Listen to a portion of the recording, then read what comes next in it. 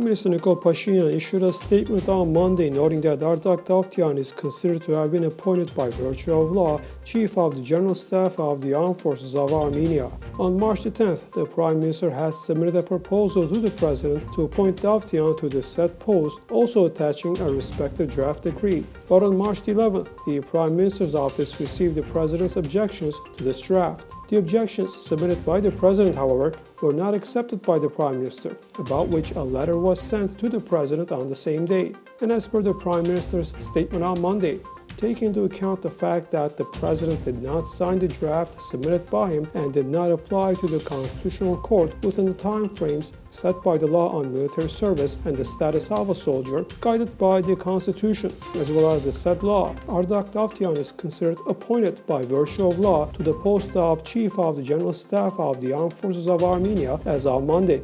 Commenting on his appointment, Davtyan noted that now the situation was resolved after the well-known statement by the command staff of the armed forces, and the existing disagreements were transferred to the legal field. Meanwhile, Artur Hovhannisyan, a lawyer for Onik Gasparyan, the now former Chief of the General Staff, noted that the executive power ignores the judicial act. Naturally, with this, they prevent in every way Mr. Gasparyan from exercising his powers on the basis of the judicial act, and we believe that there are interest-based motives here, Hovhannisyan said.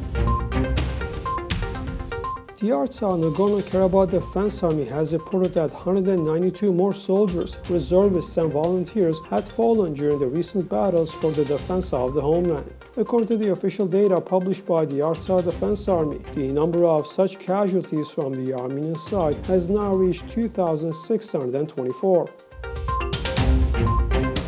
Contact with two contract servicemen was lost Sunday in the conditions of a severe snowstorm and while they were heading from one outpost to another outpost of a military unit, the Armenian Defense Ministry noted. It added that the incessant snowstorm hinders the search and rescue operations that started on Sunday.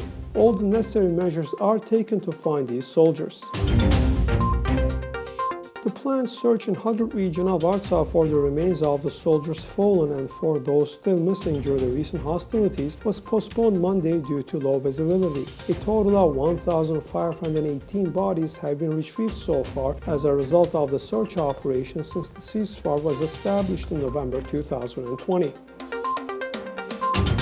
The burnt body of Vrej Bogosyan, a 48-year-old resident of Karabakh, was found in the administrative territory of the region. Bogosyan had left his house at around 11 p.m. on Saturday and hadn't returned. The investigative committee of Artsakh is conducting an investigation to clarify the details of the incident.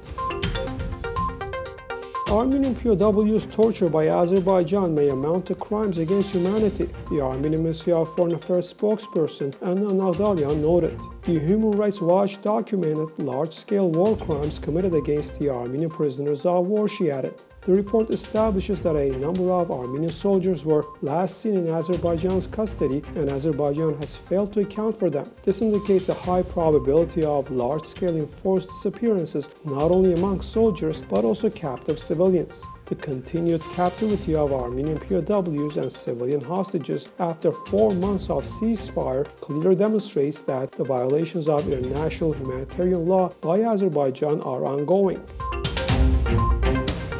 506 new cases of the coronavirus were confirmed in Armenia, and the total number of these cases has now reached 184,219 in the country.